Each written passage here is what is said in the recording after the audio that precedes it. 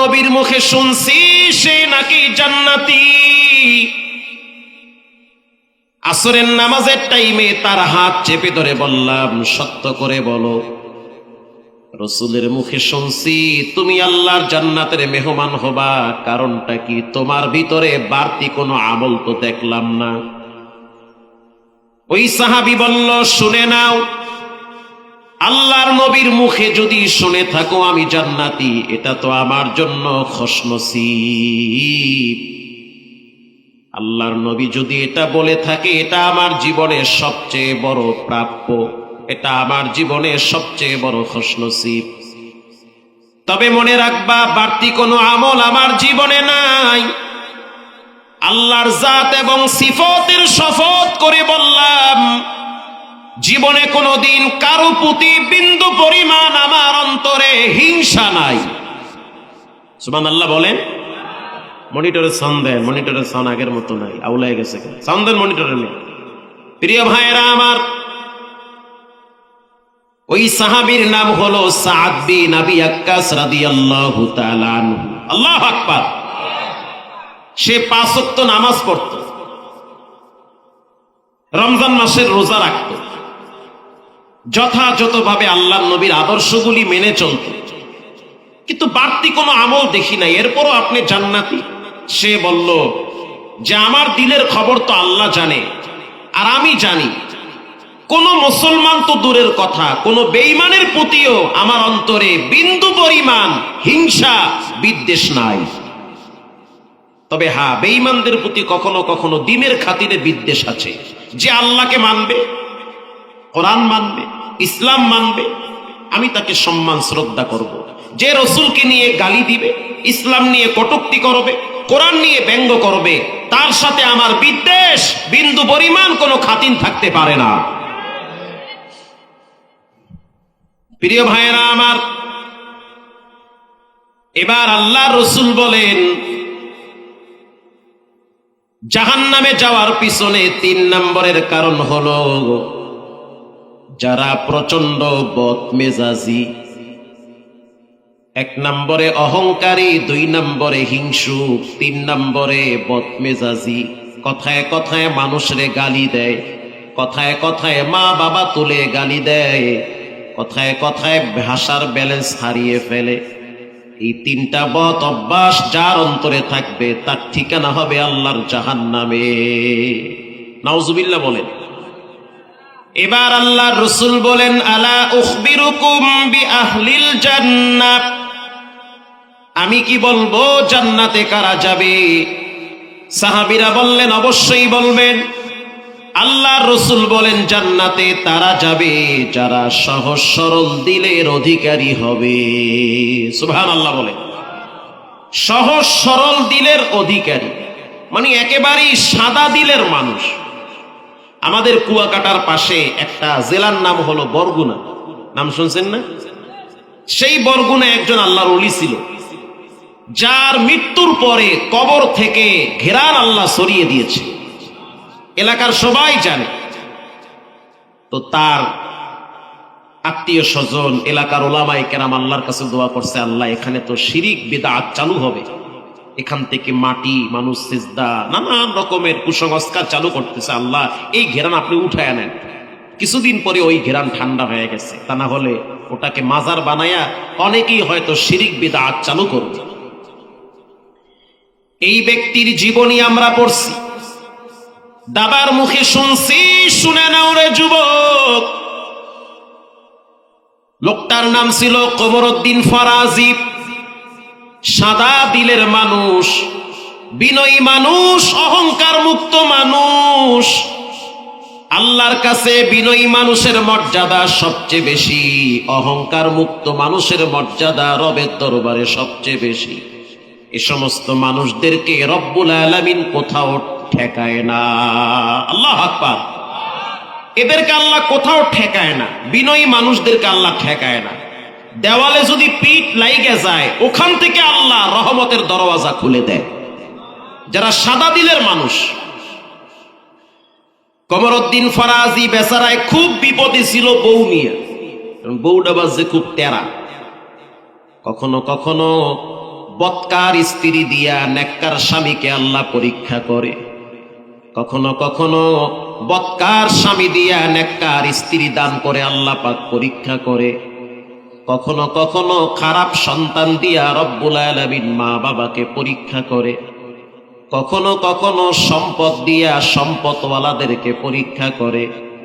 সম্পদ হইলেই মনে করা যাবে না যে আল্লাহ বুঝি আমারে ভালোবাসে, কারণ পৃথিবীর ভিতরে কারুনের চেয়ে বড় সম্পদওয়ালা কেউ ছিল না। আল্লাহ তো কারুনকে ভালোবাসে নাই। ফেরাউনের চাইতে বড় সম্পদওয়ালা কেউ নাই। ক্ষমতা পাইলেই মনে করা যাবে না যে রব বুঝি আমারে ভালোবাসে, কারণ ক্ষমতা তো ফেরাউনকে আল্লাহ দিছে, জুতার পিঠা খাওয়ায়া, নদীর পানি খাওয়ায়া, চুবায়া ডুবায়া মারছে, ঠিক না বেঠিক? ক্ষমতা কখনো কখনো রব্বুল আলামিনের পক্ষ থেকে পরীক্ষা শুরু, দেখে যে চেহারের মর্যাদা ঠিক রাখে কিনা। যদি দেখে উল্টা পাল্টা করে, জুলুম নির্যাতন করে, তখন ক্ষমতার চেহার পায়া ভেঙ্গে তছনছ হয়ে যায়। সন্তান, সম্পদ, ক্ষমতা এগুলো হলো আল্লাহর পক্ষ থেকে পরীক্ষা। তো কমরউদ্দিন ফরাজির স্ত্রী পড়ছে খুব প্যারা। ছোট্ট একটা ঘরে বসবাস করত, হালাল ভাবে জীবন চালাইতো, 1 টাকাও হারাম খাইতো না। এলাকার সবাই বলতো নেককার মানুষ, জান্নাতি মানুষ, রাস্তা দিয়ে হাঁটলে টের পাওয়া যায়। ঘরের ভিতরে বসে বসে লং টাইম আল্লাহর নামের জিকিরে ঘর প্রকম্পিত করত। আল্লাহু আকবার। আপনার ঘর থেকে তো কিরণমালার আওয়াজ বের হয়, জি বাংলার আওয়াজ বের হয়, গানের আওয়াজ বের হয়, বাচ্চার পাবজি গেম আর ফ্রি ফায়ার টিকটকের আওয়াজ বের হয়। কিছু মানুষের ঘর থেকে কোরআনের আওয়াজ বের হয়, কিছু মানুষের ঘর থেকে আল্লাহর জিকিরের আওয়াজ বের হয়, জিকিরের আওয়াজ বের হয়। প্রিয় ভাইরা আমার, মাঝে মাঝে ঝড় তুফান যখন শুরু হয়, ঝড় তুফান স্টার্ট দেয় আমগো কুয়াকাটা আর মোংলা ফোর্ডের ওই কোনায় দিয়ে, কুয়াকাটার সাগরের মাঝখান দিয়ে, আর এই দিক দিয়ে টেকনাফ, কক্সবাজার, এই সাইড দিয়েই তো ঝড় তুফানে ধাক্কা বেশি মারে। কথা ঠিক না? আপনারা তো মহা শান্তিতে আছেন, জামাই আদরে আছেন, টের পাইতে আছেন না যে কত সুখে আছে। ওই দিক দিয়ে যখন ঠেলা দেয়, এক একজনের কলজের ভিতরে কামড় মানে না জানি আল্লাহ কোন গজব ফালায়। মজার বিষয় হলো, বেচারায় ঘরের ভিতরে বৈশা বৈশা এশারের নামাজের পরে তসবিহ পড়তেছে, মানে জিকির করতেছে, সুবহানাল্লাহি ওয়া বিহামদিহি সুবহানাল্লাহিল আযীম। আল্লাহর রাসূল বলেন, কেউ যদি 100 বার পাঠ করে, তার গুনাহ যদি সমুদ্রের ফেনা পরিমাণও হয়, সেটাও মাফ করে দেওয়া হয়। এটা হাদিসে আছে। কেউ যদি এই দোয়াটা 100 বার পড়ে, সুবহানাল্লাহি ওয়া বিহামদিহি সুবহানাল্লাহিল আযীম, রাসূল বলেছেন তার পাপ যদি সমুদ্রের ফেনা পরিমাণও হয়, ওটাও আল্লাহ তাআলা গোপনে ক্ষমা করে দেয়। তো মুরব্বী মানুষ ওই জিকির করতেছে, একটু পরেই ঝড় তুফানে বাড়ি মারছে। তো যখন ঝড়ে বাড়ি মারে, তখন ঘরের খুঁটি খাটা লড়ে না, বিল্ডিং ঘর না হয় লড়ে না, ভূমিকম্প হইলে টের পাওয়া যায়। কিন্তু নরমাল বাতাসে তো যাদের ঘর কাঠের, টিমের ঘর, তাদের ঘর তো লড়ে। এখন এই মুরব্বীর ঘরও লড়তে আছে। মুরব্বীর স্ত্রী বাইরে দাঁড়ায় দাঁড়ায় চিন্তা করে যে আমার স্বামীরে কি ভূতি পাইছে নাকি, বয়া বয়া জিকিরেও আছে, অথচ ঘর লড়তে আছে। বাইরে নামা বাঁশ বোস দিয়া, ঠেন্না দিয়া, দড়ি দিয়া বাইন্দা ঘরটারে সাইজ করবে, এ খবর নাই। হে বয়া বয়া সুবহানাল্লাহি ওয়া বিহামদিহি এই তালে আছে। স্ত্রী জানলার ফাঁক দিয়া বলে, স্বামী আমার, বাহিরে ঝড় তুফান শুরু হয়েছে, নামেন। স্বামীর কোনো খবর নাই, সে জিব্বা লড়ায় লড়ায় পড়তেছে, আল্লাহু হাজিরিন আল্লাহু নাজিরিন। এই জিকিরে কি যে মজা, যে করে না সে বুঝতে পারে না। বোম্বাই মরিচ চেনেন? বড় বড় মোটা মোটা মরিচ চেনেন না? এটা বাদ দিয়ে অনেকে খায়। আমাকে বরিশালের মানুষ বেশি খায়, খায় আবার কান্দেও, নাক ডলে, চোখ ডলে, পানিও পরে, নাহের পানি আর চোখের পানি এক হয়ে আছে। একজন রে জিগায়, কিও ভাই খান আবার কান্দেন? খাইতেও মজা, কানতেও মজা। কথা ঠিক না ভাই? ঠিক। বোম্বাই মরিচ, খাইতেও মজা, কানতেও মজা। আল্লাহু হাজিরিন আল্লাহু নাজিরিন। ও মালিক, তুমি আর আমি, আমি আর তুমি, কেউ নাই। গোপনে আমি যত পাপ করছি তোমার কাছে আমি ধরা। একটা পাপ যদি ফাঁস করে দাও, লজ্জায় সমাজে মুখ দেখানো যাবে না। গোপনে আল্লাহর কাছে দোয়া করতে কি যে মজা। পাবজি আর ফ্রি ফায়ার পার্টি কেমনে বুঝবা? বুঝবা বাপ মার দুইজন, একজন যখন বুঝবে, মরবে, তখন টের বাবা সংসার চালাইতে কি মজা। মোবাইল লঙ্গিরি খবর থাকবে না। কথা কন না কা? জোতা কই আর তুমি কই, হুশ নাই, বিড়ি খাওয়ার টাইম নাই, তাড়াতাড়ি টাকা পয়সা কামাই করো। বোন দুইটা আছে, বিয়ে দেওয়া লাগবে।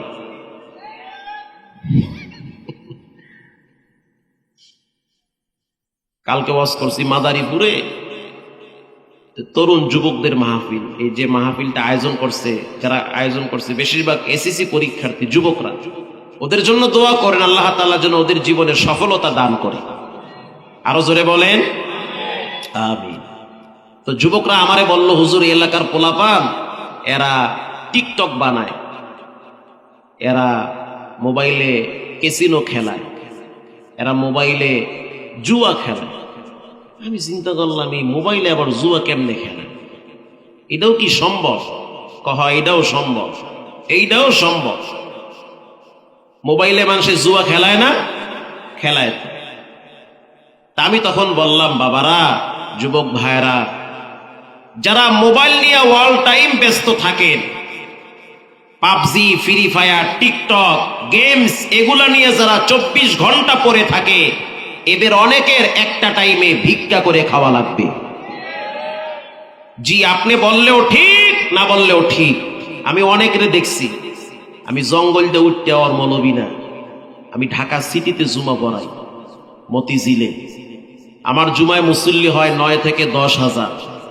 এহেনে না হয় স্টেজে বয়ান করি লেগায় জায়গায়, হেনে তো আর লেগায় জায়গায় ওয়াজ করানো যায় না। চেহারা বুঝে ওয়াজ করি, বুঝি কোন জায়গায় কোন ওয়াজ লাগে। তা আমি তো এরকম অনেক যুবককে দেখছি, এখন পরিণাম ভালো না। কি হয়েছে? কিডনি ড্যামেজ হয়ে গেছে। বাবার বাড়ি বিক্রি করেও কিডনি ভালো করতে পারে না, এখন গোপনে গোপনে মাস্ক লাগাইয়া ভিক্ষা করে। তুরুং বুরুং বন্ধ হয়ে গেছে, হাসি মাখা চেহারায় হাসি নাই, চেহারা অন্ধকার হয়ে গেছে। এজন্য যুবক ভাইরা সাবধান। বর্তমান যুগে কিন্তু হঠাৎ ধইরা ফেলায় আল্লাহ। এই হাসি একটু বড়ই কান্না, এটা কেউ পারে না। এটা পারেন কে? এটা আল্লাহ পারে। আপনি হসপিটালে গিয়ে দেখেন। আমি তো মুগদা মেডিকেলে একবার গেছি রুগী দেখতে। আমি একা যাই নাই, মাওলানা খালেদ সাইফুল্লাহ আইয়ুবী সাহেব উনিও গেছে। বিশাল এক পয়সাওয়ালা রুগী, তো পোলায় লইয়া গেছে আব্বারে দেখাইতে, হুজুর আমার আব্বারে একটু দেখেন আর দোয়া কইরেন। পয়সাওয়ালা মানুষ না গেলেও ঝামেলা, কোন দিক দিয়ে কোন মামলা হামলায়, ঠিক গেছি। তা আমরা মনে করছি বেচারায় অসুস্থ মানুষ বৈশা বৈশা হয়তো তসবি পড়বে, জিকির করবে, আল্লাহরে ডাকবে। কারণ মানুষ অসুস্থ হইলে তো আল্লাহরে বেশি ডাকে। কিন্তু এমন একটা দৃশ্য দেখলাম, আমি চিন্তা করলাম দেশে আছি না আমেরিকায় আছি। গিয়া দেখলাম চাচার এক সাইড লাগিয়ে গেছে গা, এটা লড়াইবার পারে না, এটা অট হয়ে গেছে, শেষ, এটার শক্তি শেষ। এই সাইড সচল আছে, ডান হাতে রিমোট, টিভির রিমোট। এই ডান হাতে টিভির রিমোট দিয়া সিরিয়াল পাল্টাইতে আছে। সুবহানাল্লাহ, আউযুবিল্লাহ না নাউযুবিল্লাহ? এইটাও দেখি কোন সুবহানাল্লাহ।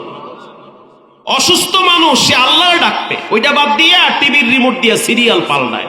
কিছু মানুষ আছে অর্ধেক কবরে যাওয়ার পরেও ভালো হয় না, অর্ধেক কবরে গেছে গা, এরপরও ভালো হয় না। আবার অনেক তরুণ যুবককে দেখছি ক্লাস 6-এ পড়ে, 7-এ পড়ে, 8-এ পড়ে, আজান হয়ে গেলে নামাজের জন্য অস্থির হয়ে যায়। অনেক স্কুল কলেজ ভার্সিটির ছাত্র দেখছি ফজরের টাইমে মসজিদের প্রথম কাতার দখল করে দাঁড়িয়ে থাকে। তাহলে বলেন হেদায়েতের মালিক কে? আমগো কুয়াকাটায় কিছু মুরব্বীরা আছে, সবাই না, কিছু আছে। এরা গরুর দুধ বিক্রি কইরা বিড়ি কিনা খায়। তা আমি একজনের কইলাম, চাচা এই নিয়ম কই পাইছে? বাবা তুমি তো ওয়াজ করছো, ইল্লামা আকালতা ফাফনাইতা, রাসূল বলেছেন যা খাবা তাই তোমার। এই জন্য আমরা দুধ বেচে বিড়ি খাই, খাই তো একটা। চিন্তা করছেন কোন মাসালা কই নিয়ে লাগাইছে। নামাজের টাইমে চায়ের দোকানে বসে বসে ঘন্টার পর ঘন্টা বিড়ি, টিভি, চা নিয়ে ব্যস্ত থাকে, অথচ নামাজ পড়ে না। এরাই জুমার দিন শুক্রবারে মসজিদে গিয়া জেলাপি নিয়া মারামারি করে, আর একজনে জোতা লইয়া বাইতে দৌড় মারে। কথা ঠিক না বেঠি? এই হলো অবস্থা। আল্লাহ হেদায়েত দান করুক। আরো জোরে বলে। স্ত্রী বলে, স্বামী আমার ঝড় তুফান শুরু হয়ে গেছে, ঘর থেকে বের হও। স্বামী বলতে আছে, ঝড় তুফানের টাইমে আল্লাহকে বেশি ডাকতে হয়, এজন্য আল্লাহরে ডাকি। স্ত্রী চিন্তা করলো, না এর লাগে কথায় পারা যাইবে না। একটু পরে ঝড় আইসা আবার বাড়ি মারছে। স্ত্রী বলতে আছে সন্তানকে, ও সন্তান তোমার আব্বারে গিয়া বলো ঝড় তুফান আসতেছে, বাহিরে নাইমা বাঁশ দিয়া ঠেন্না দিয়া ঘরটারে যেন টাইট করে। সন্তান বাবার কাছে গিয়া বলে, আব্বা। বাবার খবর নাই, বাবায় জিব্বা লড়ায় পড়ে, সুবহানাল্লাহি ওয়া বিহামদিহি সুবহানাল্লাহিল আযীম। সন্তান বলে, আব্বা। বাবায় জিব্বা লড়ায় পড়ে, আল্লাহু হাজিরিন। সন্তান আবার ডাক দিছে, বাবা। বাপ কয়, আব্বা আব্বা না কইয়া আল্লাহ আল্লাহ কয়। আব্বা আব্বা না কইয়া আল্লাহ আল্লাহ কয়। 100 বার আব্বা আব্বা কইলে 10 পয়সারও নেকি হইবে না। একবার যদি আল্লাহ কও, জান্নাতে একটা গাছ লাগানো হবে। তা আল্লাহ আল্লাহ কও, এত আব্বা আব্বা কইয়া ফেনা উড়াইও না। তো পোলায় বাবার ধমক হইনা মায়ের দ্বারা গিয়া কয়, বাবাই তো ফুল পাগল হয়ে গেছে। বাবাই তো ফুল পাগল। গিয়া কই, আব্বা। আব্বা কয়, আব্বা আব্বা না কইয়া আল্লাহ আল্লাহ কর। স্ত্রী ধমক দিয়া বলতেছে, কিও দর বেশি দেহার জায়গা পাও না, ঝড় তুফানের লাগে কি দর বেশি, বাইরে নামো। আচ্ছা আপনি বল, আপনারা বলেন, বইয়ের লাগে কি পীরগিরি চলে? কথা কন না। বইয়ের লাগে কি বুজুর্গি চলে? হে তো বউ, যতই দর বেশি দেখায় বউয়ের দ্বারে গেলে সবাই ঠান্ডা। কথায় কথা আসে, থানবীর কথা মুস্কি হাসিতে। পিশাব বউরে কইতে আছে, এত মানুষ আমার কাছে আসে ফু নেতে, তুমি তো কোনোদিন কইলে না যে স্বামী আমার একটা ফু দিয়ে দাও। কথা কি বুঝতেছেন?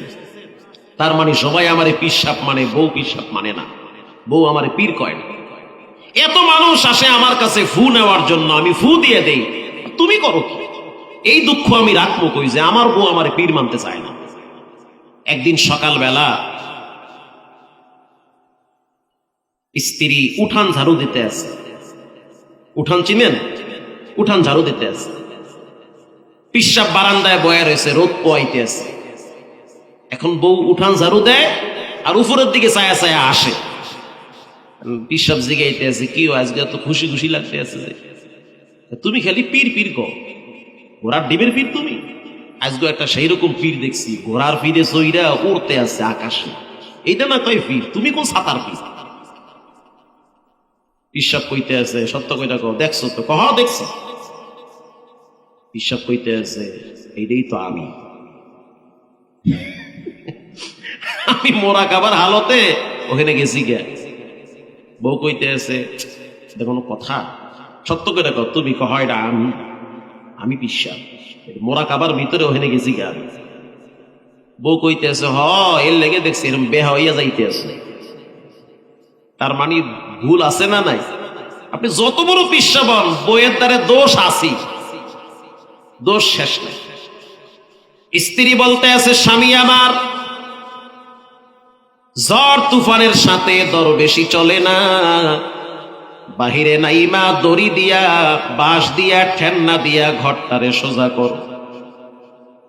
কোমরউদ্দিন ফরাজি খাঁটি একজন আল্লাহর ওলি, জিব্বা লড়ায় বলতে আছে, ও বিবি আমার শুনে নাও, যেই ঝড় তুফান শুরু হয়েছে এটা কি তোমার বাবাই দিছেনি? কয় না, দেয় নাই। দিছে কে? আল্লাহ দিছে। তো হে আল্লাহরই তো আমি ডাকতে আছি। সুবহানাল্লাহ বললেন না? এই যে ঝড় তুফানে ঘর লড়ে, এটা কি তোমার আব্বাই দিছে? কয় না। দিছে কিনা? আল্লাহ দিছে। আরে পাগল, আমি তো এই আল্লাহরই ঠান্ডা করতে আছি। এই হলো কোমরউদ্দিন ফরাজি। মৃত্যুর সময় চেহারা হলুদ হয়ে গেছে, মুখ থেকে সূরা ইয়াসিন বের হয়ে গেছে। মৃত্যুর পরে কবর থেকে, শরীরে থেকে ঘ্রাণ আল্লাহ পাক চতুর্দিকে ছড়ায় দিছে। খাঁটি আল্লাহর ওলি, সাদা দিলের মানুষ, দুনিয়ায় কিছুই ছিল না তার, ছোট্ট একটা ঘর ছিল। তার ইন্তেকালের পরে তার বউ হেও আল্লাহর ওলি হয়ে গেছে। পরে চিন্তা করলাম, আমি কার সংসার করছি? এ তো খাঁটি আল্লাহর ওলি। আল্লাহু আকবার বলে। তাহলে জান্নাতে যেতে হলে আপনার দিলটাকে সাদা রাখতে হবে। আফ্রিকার কালো বেলাল, ইয়াউমা লা ইয়ানফাউ মালু ওয়ালা বানুন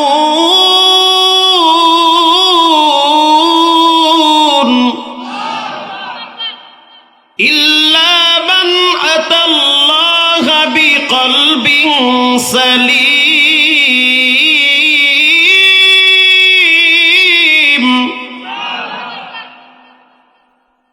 কিয়ামতের ময়দানে মাল কাছে আসবে না, সন্তান কাছে আসবে না, সাদা দিলওয়ালা ব্যক্তিদেরকে আল্লাহ ডাইকা ডাইকা জান্নাতের ভিতরে ঢুকাইয়া দিবে। ভাইরা আমার, দিলটাকে সাদা রাখবেন। বেলাল কালো মানুষ, দিলটা কি কালা না সাদা? মনে হিংসা রাখবেন। এই হিংসার রোগে আমরা হুজুরেরা বেশি আক্রান্ত। কি কিও ভাই, ঠিক না? খালি গুতাগুতি, ঠেলা ঠেলি। আল্লাহ আমাদেরকে হেফাজত করুন। আমাগুলোকে বেশি দোয়া করি, আল্লাহ আমাদেরকে হেদায়াত দান করুন।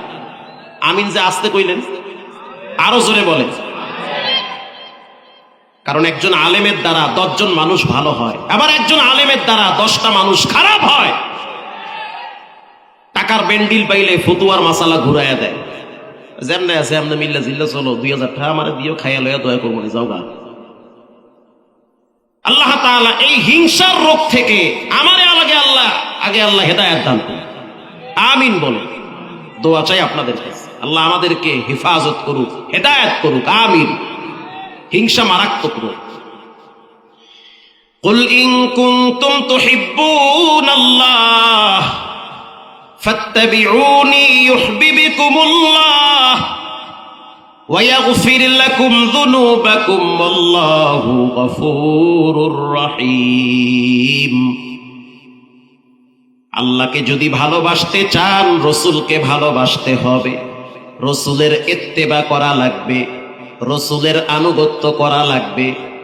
এই সমাজের 10টা যুবক 5টা নায়িকার নাম জানে, 10টা নায়কের নাম জানে, 10টা খেলোয়াড়ের নাম জানে, কিন্তু নবীর নাম শুদ্ধ করে পারে না।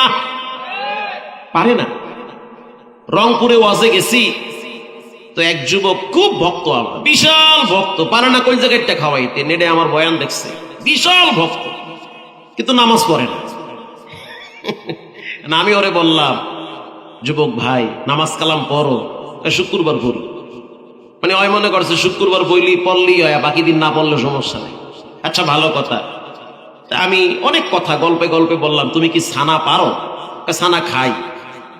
ও আল্লাহ কয় কি? তার মানে সে পারে না। বলেন, নামাজের ভিতরে ছানার নিয়ম আছে না নাই? ছানা সুবহানাকা আল্লাহুম্মা ওয়া বিহামদিকা, এইটা তো আমাকে মাদ্রাসার মক্তবের বাচ্চারা পারে। অথচ এই সমাজের অনেক 30 বছরের যুবক ছানাও পারে না, আউযুবিল্লাহও পারে না, নাউযুবিল্লাহও পারে না। প্রিয় ভাইয়েরা আমার, আল্লাহকে যদি ভালোবাসতে চান, রসুলকে মানতে হবে। জন্মের পরে ডান কানে আজান, বাম কানে ইকামত। আজানের ভিতরে আশহাদু আন্না মুহাম্মাদার রাসূলুল্লাহ, বলেন মুহাম্মদ শব্দ আছে না নাই? এটা আল্লাহ ঢুকাইয়া দিছে, এটা ভালো করে ভিতরে ঢুকাও। এরে ভুললে গেলে জীবন শেষ। হঠাৎ আপনার মৃত্যু চলে আসছে, লাশ সামনে ফালায়া রাখছে, ইমাম সাহেব দাঁড়ায় গেছি, 4 তাকবীরে আপনার জানাজা হবে। জানাজার ভিতরে কিছু দোয়া কালাম আছে না নাই? সন্তানদেরকে শিখান, সন্তানদেরকে টুপি চিনাবেন, দাড়ি চিনাবেন, জুব্বা চিনাবেন, মেসওয়াক চিনাবেন, সন্তানকে মসজিদ চিনাবেন, সন্তানকে নামাজ চিনাবেন, সন্তানকে কবরস্থান চিনাবেন, সন্তানকে চার বিহারার পালকি চিনাবেন, সন্তানকে ঈদের জামাত দেখাবেন। যেই সন্তানকে রব চিনাবেন না, নবী চিনাবেন না, ওই সন্তান একটা টাইমে মা বাবাকেও চিনবে না। মা বাবাকে চিনবে না, কারণ সে তো আল্লাহকে চিনে না, রসুলকে চিনে না, সে মা বাবারে কেমনে চিনবে? প্রিয় ভাইরা আমার, জানাজার ভিতরে দুরূদ শরীফ আছে না নাই? আল্লাহুম্মা সাল্লি আলা মুহাম্মাদ। আপনি মইরা গেছেন গা, তো আপনার সামনে নিয়ে দুরূদ শরীফ পড়া হয়। লাশ যখন কবরে রাখবেন তখনও পড়া হয় বিসমিল্লাহি ওয়া আলা মিল্লাতি রাসূলিল্লাহ। ওখানেও তো রসুলকে স্মরণ করা হয়। লাশ কবরে রাখার পর ডানে মাটি, বামে মাটি, সামনে পিছনে মাটি, মাটির ঘর। এখানে আপনার সাথে ফেরেশতারা কিছু ব্যবহার করবে। এক নম্বরে প্রশ্ন করবে, মান রব্বুকা, বলো তোমার রবের নাম কি? আর রব শব্দের বাস্তব প্র্যাকটিস হলো নামাজের ময়দান। যদি নামাজ ঠিক মতো না পড়েন, রব শব্দ কবরে উচ্চারিত হবে না। কারণ মানুষ যখন নামাজে দাঁড়ায় আলহামদুলিল্লাহি রাব্বিল আলামিন বলেন, রব শব্দ আছে না নাই? যখন রুকুতে যাবেন তখন পড়া হয় সুবহানা রাব্বিয়াল আযীম, ওখানেও রব আছে না নাই? যখন সোজা হয়ে দাঁড়াবেন সামি আল্লাহু লিমান হামিদা রব্বানা লাকাল হামদ, বলেন রব আছে না নাই? যখন সিজদায় যাবেন তখন পড়া হয় সুবহানা রাব্বিয়াল আ'লা, বলেন এখানেও রব আছে না নাই? ওরে আল্লাহ, কয় কি? নামাজ শেষ হওয়ার পর যখন দোয়া করবেন, দোয়ার ভিতরে রব্বানা যালামনা আনফুসানা, বলেন এখানেও রব আছে না নাই? মা বাবার জন্য যখন দোয়া করবেন রব্বিরহামহুমা কামা রব্বায়ানি সগীরা, বলেন এখানেও রব আছে না নাই? রব শব্দ বলতে বলতে বলতে বলতে কলিজার ভিতরে তা গেঁথে যায়। যেদিন আপনার লাশ কবরে রাখবে, যার যার মতো সবাই বাড়ি চলে যাবে, কবরে প্রশ্ন করা হবে মান রব্বুকা, তোমার রবের নাম কি? ওই যে নামাজে রব শব্দ বেশি বেশি পড়তেন, ওটার ধাক্কায় ইমানের পাওয়ারে মুখ থেকে বের হয়ে যাবে রব্বি আল্লাহ, আবার রব একজন, তিনি হলেন কে?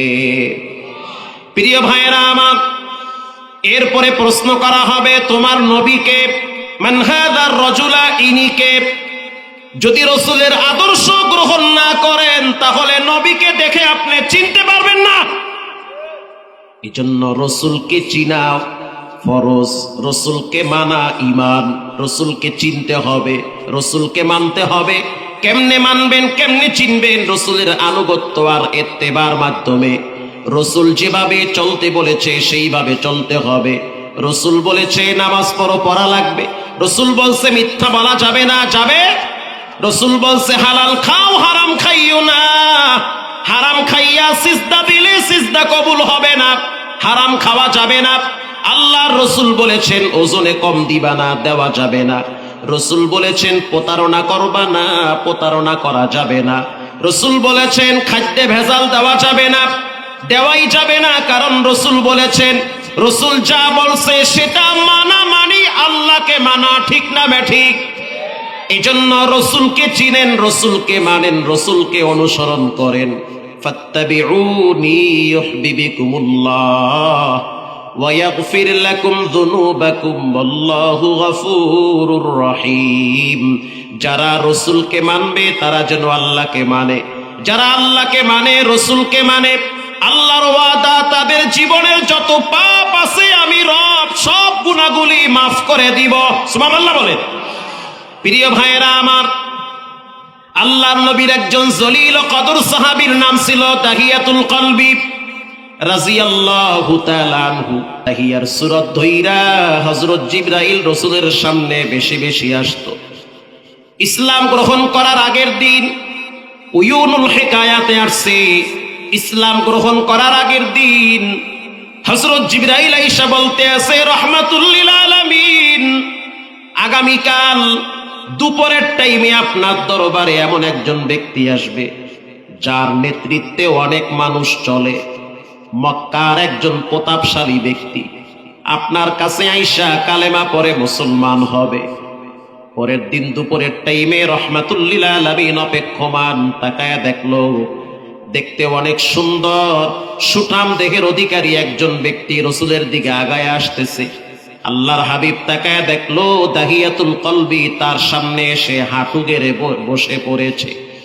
আয়েশা বলতে আসি, ইয়া নবী আল্লাহ, জীবনে অনেক পাপ করছি, এখন আমি চাই আমার কুফরিয়াত গুলো সব যেন নষ্ট হয়ে যায়। আমি আপনার হাতে হাত রেখে কালেমা পড়ে মুসলমান হতে চাই। আল্লাহর হাবিব তাকে কালেমা পড়ায়া ইমানদার বানায়া দিল। দাহিয়াতুল কলবি হাতিমে কাবার কোনায় বসে বসে কাঁদতেছে। আল্লাহর হাবিব বলে, দাহিয়াতুল কলবি, ঈমান কবুল করেছো, কিসের কারণে তোমার চোখের অশ্রু ঝরে? মা ইউবকিকা ইয়া দাহিয়াতুল কলবি, কেন কাঁদো, কি হয়েছে? তোমার চোখের অশ্রু বায়া বায়া দাড়ি ভিজে মাটি স্পর্শ করে। দাহিয়াতুল কলবি বলে, ইয়া নবী আল্লাহ, একটা কারণে আমার দিলটা এখনো ভেঙ্গে তছনছ হয়ে আছে। ইসলাম কবুল করার পরে অতীতের যত পাপ থাকে সব গুনাহ মাফ করে দেয় কে?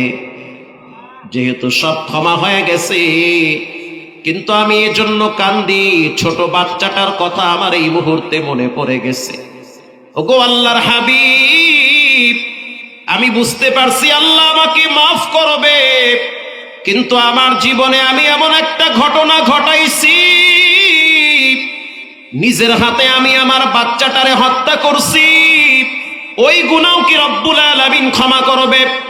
আল্লাহর হাবিব বলল, দাহিয়াতুল কলবি, তোমার মুখে সেই ঘটনা শুনতে চাই। আল্লাহু আকবার। দাহিয়াতুল কলবি বলে, ইয়া নবী আল্লাহ, আমার কাজ ছিল শামে আর ইয়ামেনে। আমি একজন ব্যবসায়ী মানুষ, বিজনেসম্যান। ব্যবসার উদ্দেশ্যে মাঝে মাঝে শাম দেশে আমি চলে যাইতাম। আরব দেশে তদানীন্তন সময় যদি কারো কন্যা সন্তান হইতো, ওই কন্যা সন্তান হওয়াটাকে কুলক্ষণ মনে করত, এটাকে বদনসিব মনে করত। কন্যা সন্তান গুলারে বাবাই নিজের হাতে জিন্ত দাফন করে ফেলত। প্রিয় ভাইয়েরা আমার, দাহিয়াতুল কলবি বলে, ইয়া নবী আল্লাহ, আমি যখন সফরে গেলাম, যাওয়ার আগে আগে দেখলাম আমার স্ত্রী প্রেগনেন্ট হয়েছে, গর্ভবতী। আমি আমার স্ত্রীকে জানায়া দিলাম, যদি আমার কন্যা সন্তান হয় তাহলে আসার পর যেন আমি সেই সন্তানের মুখ না দেখি। আমি যেভাবে দাফন করি সেইভাবেই তুমি কন্যা সন্তানকে দাফন করে রাখবা, এটাকে রাখার কোনো সুযোগ নাই। যদি আমার কন্যা সন্তানের খবর মানুষ জানে তাহলে আরবের পত্তলিকরা আমাকে ধিক্কার দিবে, আরবের বেদিনরা আমাকে লানত দিবে, ভর্ৎসনা দিবে। দাহিয়াতুল কলবি বলে, আমি তো চলে গেছি শাম দেশে ব্যবসার জন্য। যখন শামে গেলাম ব্যবসার উদ্দেশ্যে, দীর্ঘদিন ব্যবসার কাজ কমপ্লিট করার পর এরপরে যখন আমি চলে আসছি মক্কায়, আসার পর দেখলাম আমার স্ত্রী স্বাভাবিক সুরতে দাঁড়িয়ে আছে। বুঝতে পারলাম আমার স্ত্রী সন্তান প্রসব করেছে। আমার স্ত্রী যখন আমার সামনে আসলো, তখন আমি তাকায়া দেখলাম আমার স্ত্রীর পিছনে একটা বাচ্চার ছায়া দেখা যায়। তখন আমি আমার স্ত্রীকে প্রশ্ন করলাম, ও বিবি আমার, তোমার পিছনে আমি একটা বাচ্চার ছায়া দেখতে পাই।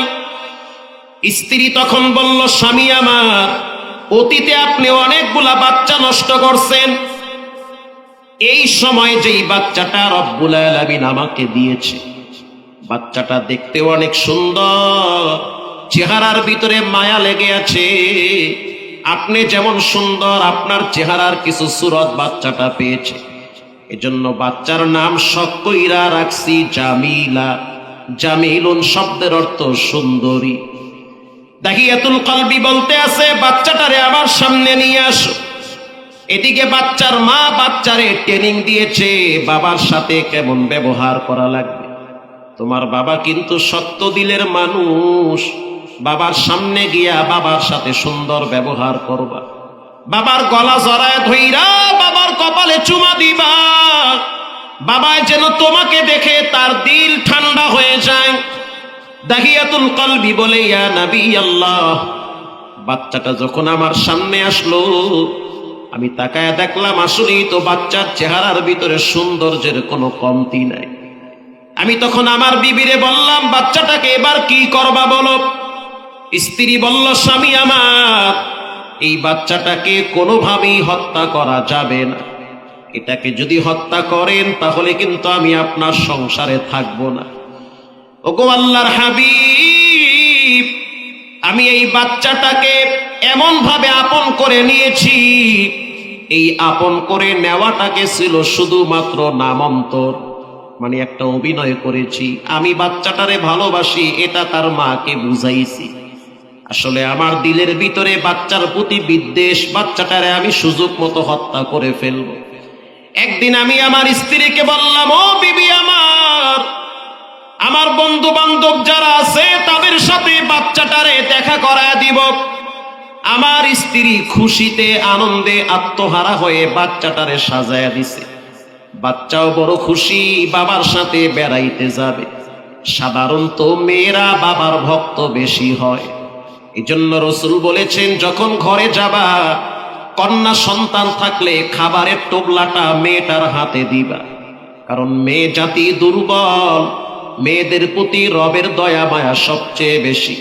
আবার ওই মেয়ের পায়ের নিচে তার সন্তানের জন্য জান্নাত রেখে দিয়েছেন কে? দাহিয়াতুল কলবি বলে, বাচ্চাটারে সাজায়া দিছে। সাজায়া দেওয়ার পর এই বাচ্চাটাকে নিয়ে আমি আস্তে করে রওনা হইলাম পাহাড়ি অঞ্চলে। বস্তার ভিতরে কোদাল ভইরা রাখছি, আমার স্ত্রী টের পায় নাই। কিছু দূর যাওয়ার পরে মেইন রোড থেকে লোকালয় রাস্তায় ঢুকছি। আমার মেয়েটা ডাক দিয়া বলে, আব্বু তুমি এদিকে কোথায় নিয়ে যাও? আমি বললাম, সন্তান কথা বলা যাবে না, সামনে তোমার জন্য ভালো কিছু অপেক্ষা করে। আমার বাচ্চা মেয়েটা হাসতে হাসতে আনন্দে আমার পিছনে হাঁটতে থাকে। একটা পর্যায়ে যখন আমি বাচ্চা কেটে নিয়ে, এই সন্তানটাকে নিয়ে যখন আমি চইলা গেছি মরুভূমির ভিতরে, তখন আমার সন্তান বলে, বাবা তুমি কোথায় নিয়ে আসছো? এটা তো মরুভূমি, পাথর আর বালু আর বড় বড় পাহাড়। তখন আমি চুপ ছিলাম, কিছুই বলি নাই। বস্তার ভিতর থেকে আমি একটা কোদাল বের করছি। এই কোদাল দিয়ে যখন আমি পাহাড়ি অঞ্চলের কুয়া খনন করার জন্য মাটিতে কোপ মারলাম, ওটা তো মাটি ছিল না, ওটা ছিল পাথর আর বালু। বালু আর পাথর খনন করার পর যখন গর্ত বানাইতেছি, গর্ত যখন হয়ে যাচ্ছে, তখন আমার মেয়েটা দেখলো গর্ত বানাইতে গিয়া আমার দাড়ির ভিতরে ধুলা বালু ঢুইকে গেছে। তখন আমার বাচ্চার কচি হাত দিয়ে আমার দাড়ির ধুলাগুলা পরিষ্কার করেবার বলে, আব্বু তোমার বুঝি কষ্ট হয়? নিজের হাতে খনন করার পর এরপরে আমি আমার বাচ্চাটাকে বললাম, জামিলা তাকায় দেখো গর্তটা কেমন দেখা যায়। আমার বাচ্চা মেয়েটা যখন গর্তের দিকে তাকাইলো, তখন আমি বাচ্চাটাকে নিজের হাত দিয়া ধাক্কা মারছি। এমন জোরে ধাক্কা মারলাম, বাচ্চাটা গর্তের ভিতরে উবড়ায়া পড়ে গেছে। তখন আমার বাচ্চা মেয়েটা চিৎকার মেরে বলে, বাবা বুঝতে পারছি এই সমাজে কন্যা হয়ে জন্মগ্রহণ করাটাই ছিল সবচেয়ে বড় অপরাধ। আমি আমার মায়ের মুখে শুনছি আমার আব্বার দিল নাকি শক্ত। পরে আবার শুনছি, ও মা তোমার বাবা তোমাকে দেখার পরে তোমার বাবার দিলটা ঠান্ডা হয়ে গেছে, নরম হয়ে গেছে। মায়ের কথা ভুল ছিল, তোমার শক্ত দিল আল্লাহ নরম বানায় নাই। ও আব্বা জান, আপনার পায়ে হাত দিয়া বলি, আপনি যদি আমাকে হত্যা করেন আমার এই ছোট্ট জীবনটা এখানেই শেষ হয়ে যাবে। তার চেয়ে আপনি মক্কাবাসীকে জানায় দেন আপনার কন্যা নাই। আমি জীবনে কোনোদিন আপনাকে বাপ বলে ডাকবো না। প্রয়োজনে দেশ ছেড়ে অন্য দেশে চলে যাব, তারপরও আমারে হত্যা করিয়েন না। এই কথা রসুলের সামনে বলে রসুলুল্লাহর চোখের পানি বাচ্চাদের মতো ঝর্ণার মতো বেয়ে বেয়ে পড়তেছে। এরপরে দাহিয়াতুল কলবি বলে, ইয়া নবী আল্লাহ, বড় একটা পাথর উঁচা করে আমি আমার বাচ্চার বুকের উপরে আঘাত করছি, তখন বাচ্চার বুক থেকে রক্তগুলা ফুলকি দিয়ে আবার চেহারা এসে আঘাত করেছে। এরপরে পিছনে আর তাকাই নাই, ধুলা বালু পাহাড়ি অঞ্চলের পাথরগুলা দিয়া বাচ্চারে জীবন্ত কবর দিয়ে চলে আসছি। আমার বাচ্চার শেষ আওয়াজ ছিল, আব্বা তুমি এটা কি করলা? এই আওয়াজ শোনার পরে আর কোনোদিন আমি এই আওয়াজ শুনতে পাই নাই। ওই দিনের পর থেকে আমি ঘুমাইতেও পারি না, খাইতেও পারি না। ওগো আল্লাহর হাবিব, এই বাচ্চা হত্যার গুনাহ কি রব্বুল আলামিন ক্ষমা করবেনি? আল্লাহর রাসূল বলেন, ওয়ায়াগফির লাকুম যুনুবাকুম ওয়াল্লাহু গফুরুর রহিম।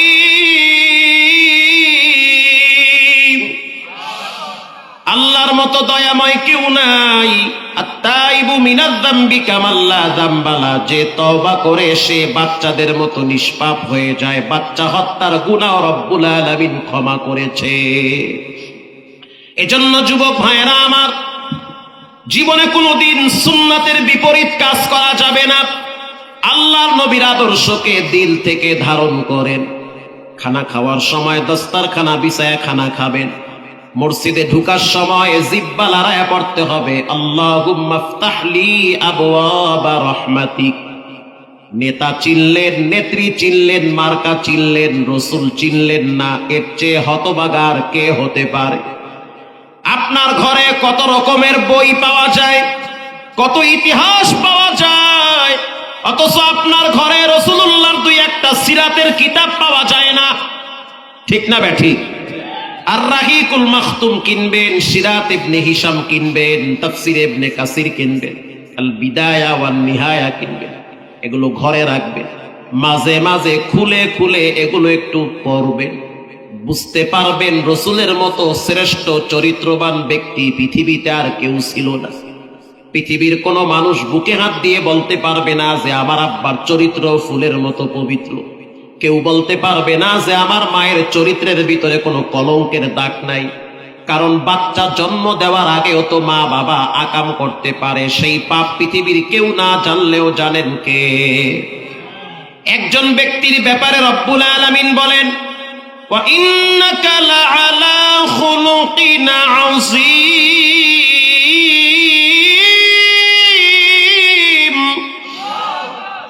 আল্লাহর নবীর চরিত্র হলো সর্বোত্তম চরিত্র। পৃথিবীর ভিতরে কোনো মানুষ এমন নজির নাই যে রাস্তা দিয়ে হাঁটলে রোদের ভিতরে মেঘের খণ্ড আইসা ছায়া দেয়। কিন্তু আপনার আমার নবী যখন রাস্তা দিয়ে হাঁটতো, মেঘের খণ্ড আইসা রোদের ভিতরে তাকে ছায়া দিত। দুনিয়ার মানুষ ঘামাইলে গন্ধ বের হয়, বুখারী শরীফের হাদিস। আল্লাহর নবী যখন ঘামাইতো তখন শরীর থেকে মিশক আম্বরের ঘ্রাণ বের হতো।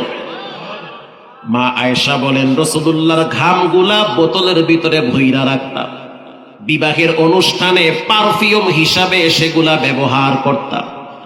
আপনার আমার নবীর মর্যাদা কত বেশি! 10টা মিনিট আমাকে সময় দেওয়া যাবে?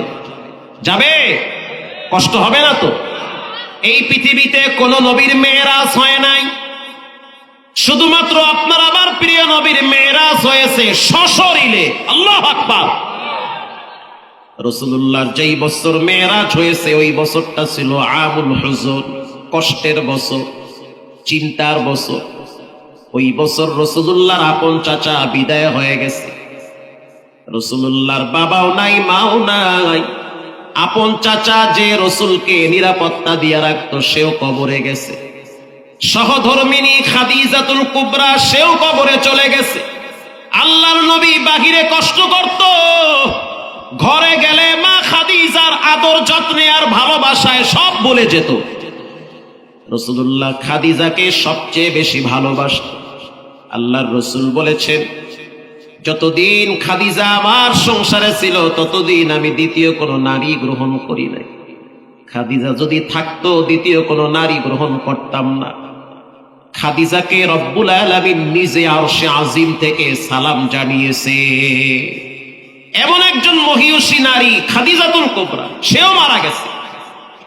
ওই বছরটা ছিল হিজরতের 1.5 বছর আগে অথবা 1 বছর আগে। কষ্টের বছর, চিন্তার বছর, মানসিক যন্ত্রণায় রাসূলুল্লাহ ভুগতেছে। আল্লাহর হাবিব যখন দেখলো মক্কাবাসী তার দাওয়াত কবুল করে না, মুষ্টিময় কয়েকজন গরিব মুসলমান তার দাওয়াত কবুল করেছে, আল্লাহর হাবিব চলে গেল তায়েফের জমিনে। ডাক দিয়া বলে, ও তায়েফের সরদারেরা, তোমাদের কাছে দাওয়াত নিয়ে আসছি। কুলু লা ইলাহা ইল্লাল্লাহ তুফলিহুন, লা রাজ্জাকা ইল্লাল্লাহ, লা মা'বুদা ইল্লাল্লাহ। সিজদা পাওয়ার উপযুক্ত, রিজিক দেওয়ার মালিক, হায়াতের মালিক একজন, জবান খুলে বলেন তিনি হলেন কে? লম্বা ইতিহাস। তায়েফের 3 গোত্রের 3 জন সরদার রাসূলকে তাড়িয়ে দিয়েছে। শুধু তাড়াইয়া দেয় নাই, পাথর মেরে মেরে রাসূলকে রক্তাক্ত করেছে। আল্লাহর হাবিবের সামনে ফেরেশতারা বলে, একটু অর্ডার দেন, তায়েফের 2 পাশের পাহাড়ের পৃষ্ঠে তায়েফবাসীকে আমরা ভর্তা করে ফেলব। আল্লাহর রাসূল বলে, আল্লাহ আল্লাহুম্মা হাদি কওমি ফাইন্নাহুম লা ইয়ালামুন। আয় আল্লাহ, তায়েফবাসীকে আপনি হেদায়েত দেন। এরা যদিও আমার কালেমা গ্রহণ করে না, এদের পরবর্তী প্রজন্ম আমার দাওয়াত গ্রহণ করবে। আল্লাহু আকবার। আল্লাহর রাসূল বরদোয়া দেয় নাই, বরং হেদায়েতের দোয়া করেছে। হেদায়েতের দোয়া করার পরে রাসূলুল্লাহ চলে গেল এবার মক্কায়। মক্কায় যাওয়ার পরে চাচাতো বোন উম্মে হানির ঘরে শায়িত আছে। আর রাসূল বলতেছে, আল্লাহ আপনি আমার উপরে কি রাগ করছেন নাকি? খুতবায়ে জুলফিকারে আসছে, আল্লাহ আপনি কি আমার উপরে রাগ করছেন? যদি রাগ করে থাকেন তো আপনি আমারে মাফ করে দেন। যখন আপনাদের উপরে কোনো বিপদ আপদ আসবে তখন আল্লাহকে বলবেন, আল্লাহ আপনি কি রাগ করছেন নাকি, তো মাফ করে দিয়ে। যেই নবীর মর্যাদা আল্লাহর কাছে সবচেয়ে বেশি, ওই নবী আল্লাহরে বলে, আল্লাহ তুমি আমারে মাফ করে দাও। আল্লাহু আকবার। মাফ করে দেন, আল্লাহ রাগ করিয়েন না, মাফ করেন। আপনারে চিনি, আপনি কেমন পাওয়ারফুল রব, আপনারে ভালো করে চিনি, আপনি রাগ করিয়েন না। আর যদি আপনি রাগ করেন তাহলে ক্ষমা করে দেন। আপনি কার কাছে আমারে পাঠাইছেন, কাদের কাছে পাঠাইলেন? এরা তো আমারে চিনে না, পাথর মেরে মেরে আমার জুতা রক্তে আটকে গেছে, আমি দাঁড়াইতে পারি না, বসতেও পারি না, বাচ্চারা আমারে পাগল বইলা পাথর মারে। বলেন এই দৃশ্য রব্বুল আলামিন দেখে কি দেখে না? রাসূল বলেন, আমি উম্মে হানির ঘরে শায়িত আছি। ইন দি মিন টাইমে হঠাৎ বুঝতে পারলাম, রাতের আধারে হঠাৎ দেখতে পাইলাম আমার মাথার উপরের ছাদ ফাঁকা হয়ে গেছে। ফানাজালা জিবরাইল, ফাঁকা হওয়ার সাথে সাথে জিবরাইল আমার সামনে উপস্থিত হয়েছে। আল্লাহর রাসূল চিন্তার বিষয় যে জিবরাইল তো অন্য দিক দিয়ে আসতে পারত, ওই দিন কেন ছাদের ফাঁক দিয়া ভিতরে ঢুকছে? এটা বুখারীতে আছে, ছাদের ফাঁক দিয়া জিবরাইল ভিতরে কেন ঢুকছে? তার মানে বুঝতে হবে আজকের রাতে অলৌকিক কিছু ঘটতেছে, ঠিক না বেঠিক? সুবহানাল্লাযী আসরা বিআবদিহি লাইলাম মিনাল মাসজিদিল হারাম ইলাল মাসজিদিল আকসা। সুবহান মানে পবিত্র, বান্দার পক্ষে যেটা সম্ভব না সেটা রবের পক্ষে সম্ভব, ঠিক না বেঠিক? আল্লাহর রাসূল বলেন, জিবরাইল যখন প্রবেশ করল, প্রবেশ করার পর বলে, ইয়া মুহাম্মদ সাল্লাল্লাহু আলাইহি ওয়াসাল্লাম, ইন্নাল্লাহা ইয়াকরাউকাস সালাম। আল্লাহ আপনাকে সালাম দিয়েছে। মারহাবা বলেন। আল্লাহ আপনাকে সালাম দিয়েছে। শুধু সালাম দেয় নাই, রব্বুল আলামিন আপনাকে নেওয়ার জন্য আমাকে পাঠিয়েছে। আল্লাহ তাআলা আপনাকে তার দিদার করার জন্য আরশে আজিমে দাওয়াত দিয়েছে। লম্বা ইতিহাস সংক্ষেপে বলি, রাসূলের মর্যাদা কত বেশি। আল্লাহর হাবিবকে নিয়ে যাওয়া হইল হাতিমে কাবার পাশে। হাতিমে কাবার পাশে নেওয়ার পরে রাসূল বলেন, আমাকে ওপেন হার্ট সার্জারি করা হয়েছে। সাক্কে সাদর, সিনা মোবারক চাক করা হয়েছে, বুকটা ফাইরা ভিতরে যা ছিল বের করা হয়েছে, জমজমের পানি দিয়া পরিষ্কার করা হয়েছে। স্বর্ণের পেয়ালার ভিতরে ঈমান আর হিকমত এনে ভিতরে ঢুকায়া আবার হযরত জিবরাইল জোড়া লাগায়া দিছে। আল্লাহু আকবার। আনাস ইবনে মালিক বলেন, আমি আমার চোখ দিয়া দেখছি রাসূলুল্লাহর বুক এখান থেকে চিহ্ন পড়ে আছে। হযরত জিবরাইল যে রাসূলুল্লাহকে অপারেশন করেছে, কুদরতি অপারেশন, ওপেন হার্ট সার্জারি, ওখান থেকে বিজ্ঞান আবিষ্কার করেছে বুক ফাড়ার পরেও মানুষকে বাঁচানো সম্ভব। আল্লাহু আকবার। প্রিয় ভাইয়েরা আমার, এবার বোরাককে সামনে আনা হইল। বারকুন থেকে বোরাক, বিদ্যুতের চেয়েও এটার গতি বেশি। বোরাক একটা প্রাণীর নাম। হযরত জিবরাইল এই প্রাণীটাকে জান্নাত থেকে নিয়ে আসছে রাসূলকে নেওয়ার জন্য। আল্লাহর রাসূল বলেন, আমি তাকায় দেখলাম বোরাকের পিঠের উপরে চমৎকার একটা বিছানা বিছানো। আমি যখন বোরাকের পিঠে উঠব, ইন দি মিন টাইমে বুঝতে পারলাম বোরাক খুব লাফালাফি করতেছে, অস্থিরতা ফিল করতেছে। জিবরাইল বলতে আছে, বোরাক, তোমার পিঠে এমন একজন ব্যক্তি বসবে যেই ব্যক্তি রবের পরে সৃষ্টি জগতের সবচেয়ে শ্রেষ্ঠ ব্যক্তি, শ্রেষ্ঠ নবী তোমার পিঠে উঠবে। কেন তুমি এমন? আল্লাহর রাসূল বলেন, আমি তাকায় দেখলাম বোরাক লজ্জায় ঠান্ডা হয়ে গেছে। এরপরে আল্লাহর নবী বোরাকের পিঠে উঠল, এক টানে নিয়ে গেল বাইতুল মুকাদ্দাসে। মাঝখানে কয়েকটা জায়গায় ব্রেক করেছে, লম্বা ইতিহাস। বাইতুল মুকাদ্দাসে নেওয়ার পর আল্লাহর হাবিব বলেন, আমি তাকায় দেখলাম ওখানে অনেকগুলা প্রাণী বাঁধা আছে। হযরত জিবরাইল একটা পাথরের উপরে আঙ্গুল দিয়ে গুতা মারছে। আল্লাহু আকবার। আঙ্গুল দিয়ে যখন আঘাত করছে, আঘাত করার সাথে সাথে পাথরটা ছিদ্র হয়ে গেছে। যেই বোরাকের পিঠে আমরা সফর করছি সেই বোরাকের একটা লাগাম ছিল। যুগের ভাষায় বলি, প্রত্যেকটা পোষা প্রাণীর গলায় দড়ি আছে না নাই?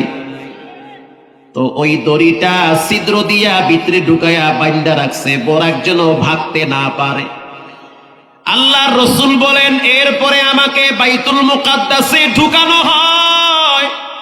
আমি ভিতরে ঢুইকা দেখি ১৬ লক্ষ নবীরা সেখানে দাঁড়ায় আছে। ইমামতির মুসাল্লা খালি। এক নবী আর এক নবীর দিকে তাকাইয়া আছে, কে ইমামতি করবে? হযরত জিবরাইল বলে, আজকের ইমামতি করবেন একমাত্র আপনি। যান, আপনার জন্য মুসাল্লা খালি আছে। আজকে আপনি সমস্ত নবীদেরকে পিছনে রাইখা, সমস্ত নবীদেরকে মুসল্লি বানাইয়া আজ আপনি ইমামতি কইরা রব্বুল আলামিন আপনাকে আজ থেকে ইমামুল মুরসালিনের টাইটেল লাগায় দিবে। ইমামুল আউয়ালিন আল আখিরিন, বাহারে সাদকা রাহমাতাল লিল আলামিন। সমস্ত নবীদের ইমাম আল্লাহ আপনারে বানায় দিছে। নামাজ শেষ হয়ে গেল, সবার সাথে মুসাফা হইল, আমাকে বের করে আনলো। জিবরাইল আমার সামনে দুইটা পেয়ালা নিয়ে আসছে। একটা পেয়ালায় হলো মদ, আর একটা পেয়ালায় হলো দুধ। একটা পেয়ালায় হলো দুধ, আর একটা পেয়ালায় মদ। একটা পেয়ালায় দুধ। বলুন, একটা পেয়ালায় কি কি আর একটা পেয়ালায় কি? আল্লাহর রাসূল বলেন, দুইটা আমার সামনে রাখছে, শুনে নাও। জিবরাইল বলতে আছে, কোনটা নিবেন নিতে পারেন, হয় দুধ না হয় মদ। আল্লাহর রাসূল বলল, আমারে দুধ দাও, মদ আমার লাগবে না। আল্লাহু আকবার। হযরত জিবরাইল বলেন, আপনি সঠিকটাই গ্রহণ করেছেন। যদি আজকে আপনি মদ নিতেন তাহলে আপনার উম্মতেরা গোমরা হয়ে যেত। আল্লাহর রাসূল বলেন, আমি যখন দুধ গ্রহণ করলাম, এরপরে আমাকে বোরাকে আবার উঠানো হলো। আর এক বর্ণনা আসছে, সিঁড়ি লাগায় দেওয়া হয়েছে। এক টানে নিয়ে গেল প্রথম আসমানে। আল্লাহু আকবার। প্রথম আসমানে যাওয়ার পরে হযরত জিবরাইল নক করছে, এই দারোয়ান, খুইলা দাও। একটা মানুষ যত বড় হোক, কারো বাসায় ঢুকার আগে মালিকের পারমিশন নেওয়া লাগে। কথা কন না কা? ফট কইরা ঢুকা যাবে না। কখনো কখনো মায়ের রুমে ঢুকতে পারমিশন লাগে। এটা কোরআনের কথা। মিন ক্বাবলি সালাতিল ফাজর ওয়া হিনা তাদউনা, এরকম একটি আয়াত আছে 18 নম্বর পারায়। কখনো কখনো ভাই বোনের রুমে ঢুকতে পারমিশন লাগে। যেমন বোন ঘুমিয়ে আছে, বোনের বয়স 14 বছর, 15 বছর, 16 বছর, যুবতী বোন শুয়ে আছে, ফট কইরা আপন ভাই বোনের রুমে ঢুকতে পারবে না, নিষেধ। কথা কন না কা? এটা শিখতে হইলে মোল্লার কাছে আওয়া লাগে। এটা শিখতে হলে কোরআনের কাছে আসতে হবে, আলেমদের কাছে আসা লাগবে। এই ভদ্রতা শিষ্টাচার ঘরে নাই। ঘরে বাপ পোলায়া নাতি বিল্লা বয়া বয়া কিরণমালা দেহে। সন্তান মায়ের রুমে ঢুকতে হলে পারমিশন লাগবে। কখন? যখন মা ঘুমাতে যাবে, ওই সময় মায়ের রুমে ঢুকতে গেলে পারমিশন লাগবে। ফজরের টাইমে সন্তান যখন মায়ের রুমে যাবে পারমিশন নিবে, কারণ মায়ের কাপড় চোপড় ঠিক নাও থাকতে পারে। কথা কন না কা? ও যুবক শুনে নাও, এই শিক্ষা যদি পাইতে হয় তোমাকে কোরআনে আসতে হবে, নবীর আদর্শ পড়া লাগবে। কখনো কখনো বোন ভাইয়ের রুমে ঢুকবে পারমিশন নিয়া, কারণ বোনের এমনও হতে পারে যে ভাই লঙ্গি পইরা হইয়া রইছে, লঙ্গি মাথায় আর এর খবর নাই। ওই সময় যদি বোন ঢুকে, লজ্জার বিষয়। ইসলাম এখানেও ভদ্রতা শিখাইছে। কথা কন না কা?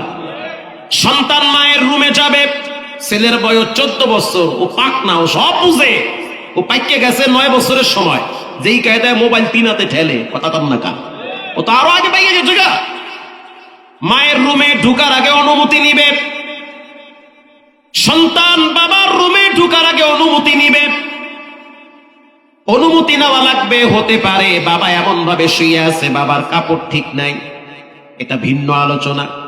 কোন বাড়িতে ঢুকার সময় পারমিশন নেওয়াটা হলো ভদ্রতা, শিষ্টাচার, এটা হলো আদব। ঠিক না বে ঠিক? হযরত জিবরাইল প্রথম আসমানে গিয়ে নক করছে, এই আসমানের দারোয়ান, গেট খুলো। ভিতর থেকে আওয়াজ কে? আনা জিবরাইল। সাথে কে? মুহাম্মাদুর রাসূলুল্লাহ সাল্লাল্লাহু আলাইহি ওয়াসাল্লাম। কদ বুইসা ইলাইক, আনার জন্য পাঠানো হয়েছে। কি প্রশ্ন? জিবরাইল, তোমাকে আনার জন্য কি পাঠানো হয়েছে? কাকে আনার জন্য? মুহাম্মাদুর রাসূলুল্লাহ, তাকে আনার জন্য কি পাঠানো হয়েছে? জিবরাইল বলে, হ্যাঁ। আল্লাহর রাসূল বলেন, ফাফুতিহা লানা, বলার সাথে সাথে প্রথম আসমানের দরজা খুলে দিছে। আল্লাহর রাসূল বলেন, প্রথম আসমানে ঢুইকাই দেখতে আছে বাবা আদম নবী বসে আছে। সুবহানাল্লাহ নাই? আল্লাহর রাসূল বলেন, আমি তাকায় দেখলাম আদম নবী ডাইনে তাকাইলে হাসে, বামে তাকাইলে কাঁদে। এটা হাদিসের কথা, এটা মুহাদ্দিস যারা আছে সবাই জানে। ডাইনে তাকাইলে হাসে, বামে তাকাইলে কাঁদে। ও আব্বা আদম, কেন ডাইনে তাকাইলে হাসেন, বামে তাকাইলে কেন কাঁদেন? আব্বা আদম বলে, ডাইনের সন্তানগুলো নেককার, ডাইনের সন্তানগুলা দিনদার, ডাইনের সন্তানগুলা নামাজিওয়ালা, এরা আমার নেককার সন্তান, এদের দিকে তাকাইলে আমি খুশি হই। বামের সন্তানগুলা হলো বদকার সন্তান, এরা নামাজ পড়ে না, কোরআন পড়ে না, ইসলাম মানে না, দিন মানে না, এদের দিকে তাকাইলে কষ্ট লাগে, এরা হলো জাহান্নামী। লম্বা কথা। আল্লাহর রাসূল বলেন, আদম আলাইহিস সালাম আমার জন্য দোয়া করলো। চলে গেলাম দ্বিতীয় আসমানে, জিবরাইল নক করলো। ভিতর থেকে আওয়াজ কে? বলে, আনা জিবরাইল। সাথে কে? মুহাম্মাদুর রাসূলুল্লাহ সাল্লাল্লাহু আলাইহি ওয়াসাল্লাম। কদ বুইসা ইলাইক, আনার জন্য পাঠানো হয়েছে। বলে, হ্যাঁ। রাসূল বলেন, ফাফুতিহা লানা, দ্বিতীয় আসমানের দরওয়াজা খুলে দেওয়া হয়েছে। আল্লাহর রাসূল বলেন, আমি ভিতরে ঢুইকা দেখতেছি আপন দুই খালাতো ভাই, দুইজনই নবী, ঈসা আলাইহিস সালাম, ইয়াহইয়া আলাইহিস সালাম, দুইজনে সেখানে অবস্থান করে। সুবহানাল্লাহর পাওয়ার বাড়ায় দেন। শীতের ভিতরে সব জুমে গেছে, কেন সুবহানাল্লাহ, আউযুবিল্লাহ। আরো জোরে বলেন সুবহানাল্লাহ। কষ্ট হয় আপনাদের? খিচুড়ি দিয়ে দিব? প্রিয় ভাইয়েরা আমার, লম্বা টাইম আমার জন্য দোয়া করলো। চলে গেলাম তৃতীয় আসমানে। আল্লাহর রাসূল বলেন, তৃতীয় আসমানে যাওয়ার পর দরওয়াজায় নক করলাম, ফাফুতিহা লানা। রাসূল হাইসা দিয়া বলে যে এত সুন্দর ব্যক্তি মনে হয় সারা পৃথিবীর সৌন্দর্যকে আল্লাহ দুইটা ভাগ কইরা অর্ধেক সৌন্দর্য আল্লাহ ইউসুফ নবীরে দান করছে। আমি চায়া রইছি, এত সুন্দর, ওরে সুবহানাল্লাহ। লানা শামসুন ওয়ালিল আফাকি শামসুন ওয়া শামসি খায়রুম মিন শামসিস সামা ফাইন্নাশ শামসা তাতলুউ বা'দা ফাজরিন ওয়া শামসি তাতলুউ বা'দাল ইশা। মা আয়েশা বলে, পৃথিবীর মানুষ ইউসুফ নবীর জবানায় তার চেহারা দেখা জুলাইখার বান্ধবীরা ফল কাটতে গিয়ে হাত কাইটা ফেলাইছে, আর তারা যদি মোহাম্মদ নবীরে দেখতো কল্লা কাইটা ফেলাইতো। সুবহানাল্লাহ, আরো জোরে বলেন।